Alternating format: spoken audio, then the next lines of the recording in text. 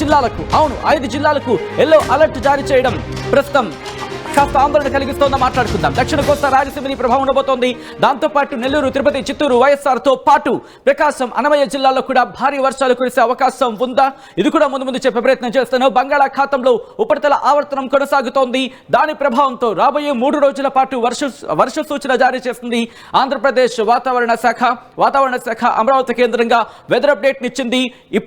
ఇప్పటికే వరుస ఆవర్తనాలు కావచ్చు, లేకపోతే వాయుగుండాలు కావచ్చు, లేకపోతే అల్పపీడనాలు కావచ్చు.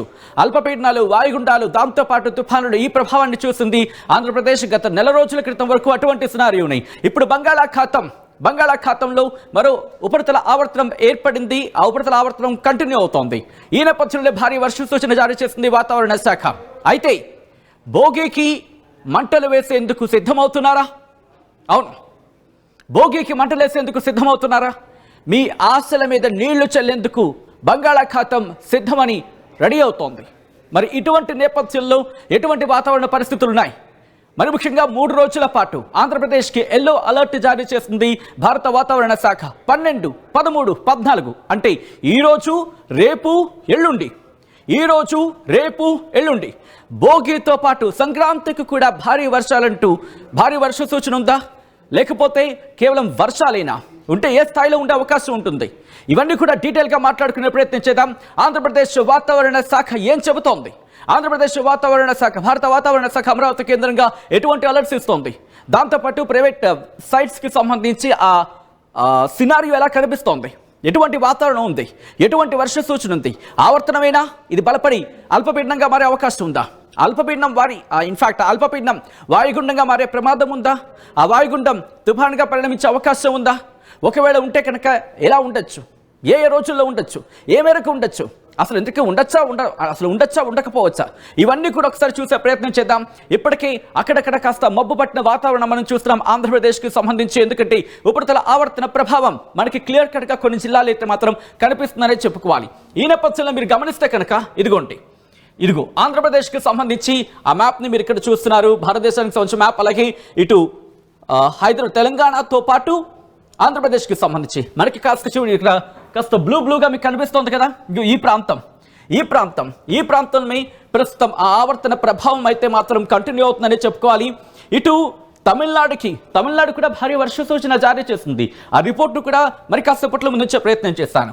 ఆంధ్రప్రదేశ్తో పాటు తెలంగాణకు పెద్దగా లేదని చెప్పుకోవాలి. కేవలం ఆంధ్రప్రదేశ్కి సంబంధించి కొన్ని ప్రాంతాల్లోని ఈ ప్రభావం మనకు కనిపిస్తోంది. దాంతోపాటు తమిళనాడు మీద కూడా ఈ ప్రభావం ఉంది. సో ఇటువంటి సినారియోలో ఒకసారి నేను విజువల్ మీరు చూసే ప్రయత్నం చేస్తే కనుక ఇక్కడ సినారియోలో నార్మల్గానే మనకి కనిపిస్తోంది. సో వర్షాలు ఏమైనా పడే అవకాశానికి సంబంధించి కూడా మాట్లాడుకునే ప్రయత్నం చేసినప్పుడు ఇదిగోండి ఇక్కడ విశాఖపట్నం సంబంధించి అంత పెద్దగా మనకు కనిపించట్లేదు. కానీ ఇక్కడ విశాఖపట్నం దాటిన తర్వాత మాత్రం సినారియో ఉంది. దాంతోపాటు ఒంగోలు ఈ ప్రాంతాల కాస్త మబ్బు పట్టిన వాతావరణం మనకి కనిపిస్తోంది. ఇదిగోండి ఇక్కడ కొన్ని చోట్ల మాత్రం ఇలా ఆ బ్లూగా మీకు కనిపిస్తోంది కదా.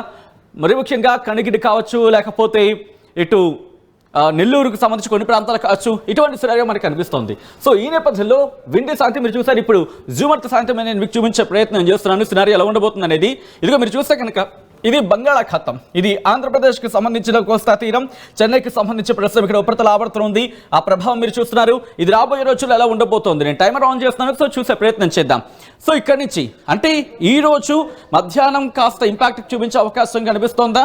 ఇంపాక్ట్ అంటే ఉపరితల ఆవర్తన ప్రభావం కాబట్టి కాస్త గాలులకు సంబంధించి మాట్లాడుకునే అవకాశం ఉంటుంది. ఆ తర్వాత రేపు అంటే భోగి రోజు కాస్త ఇటు నెల్లూరు, చిత్తూరు ఈ ప్రాంతాల మీద కాస్త ఇంపాక్ట్ చూపించే అవకాశం ఉంది. ఆ తర్వాత 13వ తారీఖుకి సంబంధించి కాస్త ఇంపాక్ట్ చూపించే మనకు అవకాశం కనిపిస్తోంది. ఇదిగోండి 13వ తారీఖు అంటే రేపటి మధ్యాహ్నం నుంచి ఈ ప్రభావం మనకి రాయలసీమ మీద ఎక్కువగా మనకు కనిపిస్తోంది. ఆ తర్వాత దాదాపుగా నార్మలైజ్ అయ్యే అవకాశం కనిపిస్తోంది. తమిళనాడుతో పాటు కేరళ, ఈ కర్ణాటకతో పాటు ఇలా కాస్త ఇంపాక్ట్ అయితే మాత్రం మనకు ఉందని చెప్పుకోవాలి. Oh my God interesting development. ఒక బహుశా దీనికి సంబంధించి మనకి క్లారిటీ రావాలి. శ్రీలంకకు సంబంధించి ఓకే మనకి ప్రమాదం లేదనుకోవచ్చు, ఎందుకంటే ఇది బంగాళాఖాతంలో ఉన్నప్పటికీ కూడా అరేబియా సముద్రం వైపు వెళ్ళిపోతుంది. మనకి ఈ ఉపరితల ఆవర్తనం గురించి మాట్లాడుకోవచ్చు. సో ఇది పెద్దగా కంగారు పడాల్సిన అవసరం లేదని అనుకోవచ్చు. సో ఏమైనా డెవలప్మెంట్స్ ఉంటే కనుక మాట్లాడుకునే ప్రయత్నం చేద్దాం. సో ఈ నేపథ్యంలో ఒకసారి శాటిలైట్ ఇమేజ్ చూపించే ప్రయత్నం చేస్తాను. ఇక్కడ మీరు చూస్తే కనుక ఇదిగోండి ఆ ఉపరితల ఆవర్తన ప్రభావానికి సంబంధించి మనకి కాస్త కనిపిస్తుందనే చెప్పుకోవాలి ఇక్కడ. సో ఈ ఇంపాక్ట్తోనే కాస్త మనకి వర్షాలు పడే అవకాశం ఉందంటూ కూడా చర్చ జరుగుతోంది. సో ఇక్కడ క్లారిటీ తీసుకునే ప్రయత్నం చేద్దాం. భారత వాతావరణ శాఖ ఏం చెబుతుందో చూద్దాం. ఆ తర్వాత జిల్లాల వారీగా ఎటువంటి సినారియో ఉందో నేను మీకు ఎక్స్ప్లెయిన్ చేసే ప్రయత్నం చేస్తాను. ఇక్కడ మీరు గమనిస్తే కనుక ఇక్కడ మీరు చూడొచ్చు A cyclonic circulation lies over southwest and joining southeast Bay of Bengal in lower tropospheric levels. Under its influence, light to moderate rainfall accompanied with a thunderstorm and lightning very likely at a few places over Tamil Nadu, Puducherry, Karaikal during 11th to 15th coastal Andhra Pradesh. ఇక్కడ mention చేయడం జరుగుతోంది. ఇక్కడ మీరు గమనిస్తే కనుక ఇదిగోండి ఇక్కడ మీరు మెన్షన్ ఇక్కడ నేను మీకు చూపించే ప్రయత్నం చేస్తున్నాను. ఇక్కడ కోస్టల్ ఆంధ్రప్రదేశ్ అంటే కోస్తా ఆంధ్రకు 12 నుంచి 14 తారీఖు మధ్య అంటే ఈరోజు రేపు ఎల్లుండి ఈ 3 రోజులు 12 నుంచి 14 వరకు కూడా, అలాగే రాయలసీమకు సంబంధించి 13, 14 తారీఖుల్లో ఇక్కడ మీరు చూస్తే లైట్ టు మోడరేట్ అంటే తేలికపాటి నుంచి మోస్తరు వర్షాలు కురిసే అవకాశం ఉంది. దాంతోపాటు ఉరుములు మెరుపులతో కూడా వర్షాలు కురిసే అవకాశం ఉందంటూ కూడా చెబుతోంది. ఎక్కడెక్కడ తమిళనాడు, పుదుచ్చేరి, కరైకాల్తో పాటు కోస్టల్ ఆంధ్రప్రదేశ్, యానాం, రాయలసీమ ఈ ప్రాంతాల్లో కూడా, దాంతోపాటు కేరళ సంబంధించి కూడా చెప్పడం జరుగుతోంది. మరి ముఖ్యంగా ఇక్కడ కేరళకు సంబంధించి కేరళ బేస్ మాహికి హెవీ రైన్ఫాల్ ఇచ్చింది. భారీ వర్షాలకు సంబంధించి భారీ వర్ష సూచన జారీ చేస్తుందని చెప్పుకోవాలి.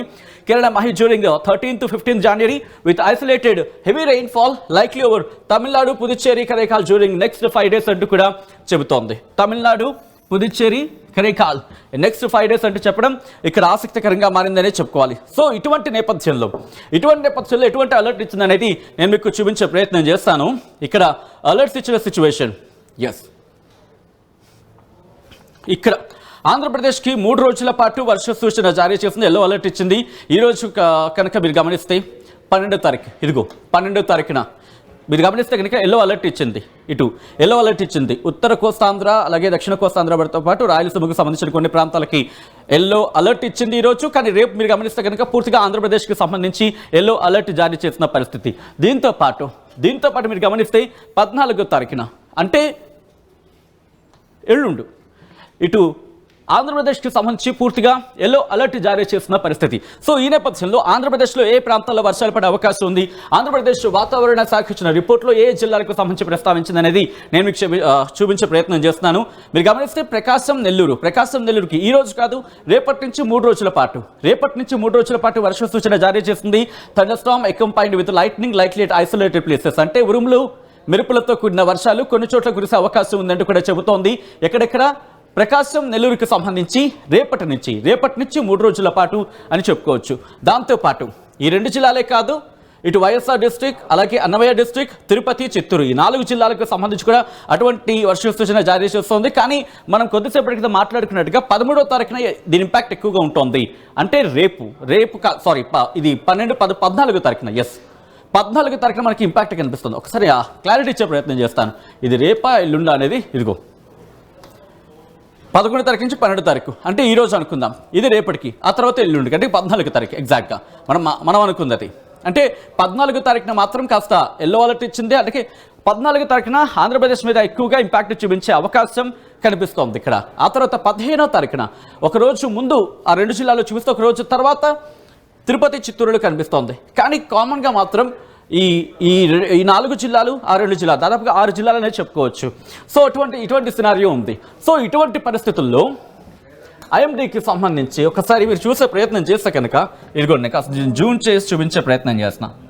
నార్మల్గానే మనకు కనిపిస్తుంది. ఇక్కడ వాతావరణం అంతా కూడా దాదాపుగా నార్మల్గా ఉన్నప్పటికీ కూడా ఆ ఇంపాక్ట్ ఇటు ఆంధ్రప్రదేశ్ మీద ఆవర్తన ప్రభావం ఉంది అనేది కూడా మనకు అందుతున్న సమాచారం. సో ఈ నేపథ్యంలోనే ఒకసారి ఇక్కడ మనం చూసే ప్రయత్నం చేద్దాం.